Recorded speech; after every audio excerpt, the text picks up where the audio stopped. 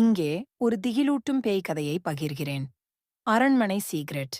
ஒரு இரவிலிரவு ஒவ்வொரு விஷயமும் அநியாயமாக நடக்கத் தொடங்கியது. கிராமத்துக்கருகில் இருக்கும் பழைய அரண்மனை ஒரு காலத்தில் ராஜமாளிகையாக இருந்தது. ஆனால் பல ஆண்டுகளாக அது பூட்டி வைக்கப்பட்டிருந்தது. அவ்வழியாக செல்லும் கிராமத்தவர்கள் அந்த அரண்மனை அருகில் கூட போகத் தயங்குவார்கள். ஏனெனில் அங்கே எவரும் ஏதோ திகிலான சத்தம் கேட்கிறேன் என்று சொல்லிவிட்டு திகிலுடன் ஓடிவிடுவார்கள்.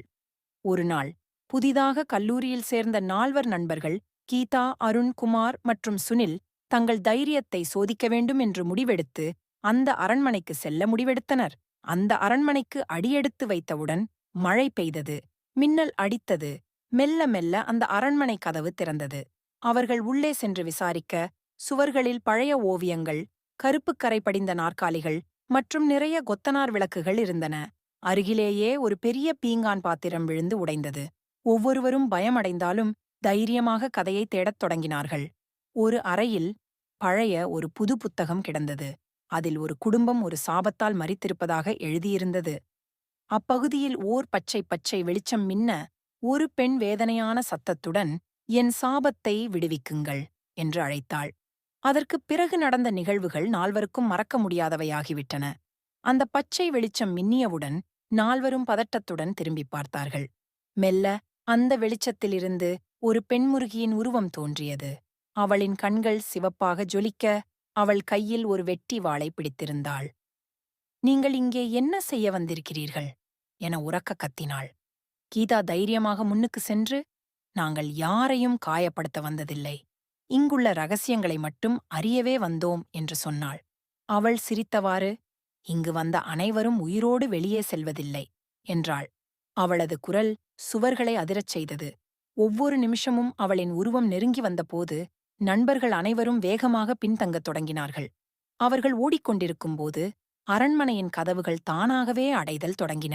அருண் ஒரு கதவைத் தள்ளிவிட்டுச் செல்வதற்கு முயற்சிக்க, ஒரு கையில் வெறுமனே ஒரு எலும்பு விழுந்தது. அனைவரும் அதைப் பார்த்து திகைத்தனர். "இது என்ன சோதனை?" என்று குமார் வேகமாக அலறினான். திடீரென்று அறையின் மையத்திலிருந்து ஒரு பழைய ஒளிரும் பெட்டி மெல்ல மேலே எழுந்தது. "அந்த பெட்டியைத் திறந்து என்ன இருக்கிறது என்று பாருங்கள். அதில்தான் நாங்கள் சாபம் விடுவிக்கப்படும் காரணம் உள்ளது" என்ற பெண்முருகி மறுபடியும் தோன்றியது. பெட்டியைத் திறக்கத் தயங்கிய கீதா கடைசியாக தைரியமாக அதன் பூட்டை உடைத்தாள். அதன் உள்ளே ஒரு பழைய நாணயக் கொட்டகம், சிவப்பு நிற கம்பளி மற்றும் ஒரு மர்மமான எழுத்து இருந்தது. "இரத்தம்தான் உயிர், இரத்தம்தான் சாபத்திற்கும் தீர்வு." இதன் பொருள் என்ன என்பதை யாரும் புரிந்து கொள்ள முடியவில்லை. அப்படியிருக்கும்போது சுனிலின் கையில் ஒரே சமயத்தில் ஒரு சிறிய வெட்டு ஏற்பட்டது. அவரது இரத்தம் நாணயக் கொட்டகத்தில் விழுந்தது. அதனுடன் சேர்த்து அரண்மனை முழுக்க கூச்சல் சத்தமும் அதிரும் விதமாக சத்தங்களும் எழுந்தன. பின்னர் பெண்முருகியின் உருவம் மெல்ல மாறியது. அவள் அழுகிய முகமுடன் ஒரு சாதாரண மனிதராக மாறி, "நீங்கள் என்னை சாபத்திலிருந்து விடுவித்தீர்கள். இப்போது நான் இழந்த வாழ்க்கையைத் தொடர்வேன். ஆனால் எச்சரிக்கையாக இருங்கள். இந்த அரண்மனை இன்னும் பல ரகசியங்களை வைத்திருக்கிறது" என்று சொல்லிவிட்டு அந்த உருவம் மாயமாய்ச் சென்றுவிட்டது. அரண்மனை சும்மா இருந்தாலும் அதன் உள்ளிருக்கும் பாழடைந்த மர்மங்கள் 4 ஒரு புதிய சோதனையை முன்வைக்க தயார் போலிருந்தது. அரண்மனை சீக்ரெட் இறுதி பகுதி பெண்முருகி மாயமாய் மறைந்ததோடு அரண்மனையில் திடீரென அமைதி நிலவியது. மெல்ல அவை தங்கள் துடிப்பை சரிசெய்து 4 வெளிச்சத்தை நோக்கி நடக்கத் தொடங்கினர்.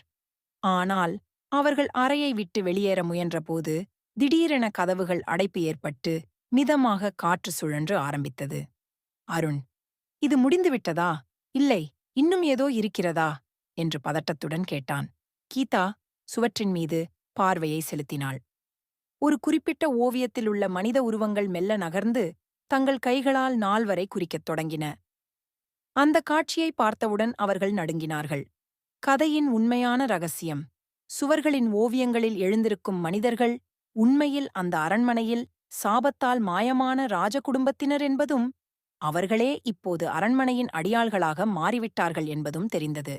அவற்றின் சாபம் முற்றிலும் முடிவடைய அவர்களால் செய்ய வேண்டிய ஒரு இறுதி செயலாகவே அந்த பெட்டி திறக்கப்பட்டிருந்தது. அவர்கள் திடீரென மற்றொரு அறைக்குள் இழுக்கப்பட்டனர். அந்த அறை மங்கலான சிவப்பு வெளிச்சத்தால் நிரம்பியிருந்தது. அறையின் மையத்தில் ஒரு பெரிய தசைகள் கொண்ட காட்சி இருந்தது. அதன் கீழ் எழுதியிருந்தது: இந்த சாபத்தை முற்றிலும் நீக்க நீர் முப்பேரின் உயிரை அர்ப்பணிக்க வேண்டும். இல்லை என்றால் இந்த அரண்மனையின் நிழல்கள் உங்களை துரத்தும். இதைக் கேட்டவுடனே பயம் அவர்களை சுற்றி நெருங்கியது. குமார் பைத்தியமாய், நாம் இங்கிருந்து வாழ்ந்து வெளியேறவே முடியாது போலிருக்கிறது என்று அலறினான். அருண் தைரியமாக, இது பொய்யாக இருக்கலாம். நம்மை பயமுறுத்த அதிர்ச்சியாக அமைக்கப்பட்ட தந்திரம்தான் இதை உருவாக்கியிருக்கலாம். நாம் அறிவால்தான் இவ்விடத்தை வெற்றிகரமாக கடக்க முடியும் என்றான.